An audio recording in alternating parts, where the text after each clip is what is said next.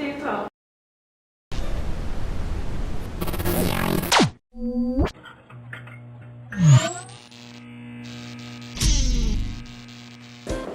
Meu nome é Letícia, meu nome é Patrícia e há 1 ano e 2 meses eu estou no clube de desbravadores.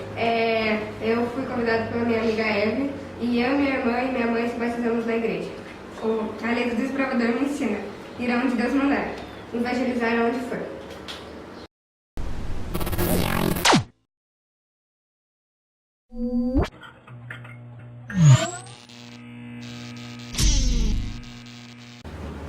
Olá, meu nome é Giovana e eu quero ir para o Campuri Coração de Rio.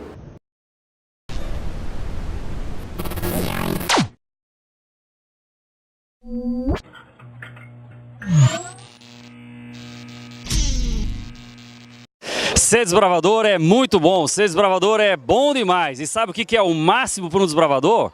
É participar de um Campuri. E você vai perder, está no 10º Campuri da União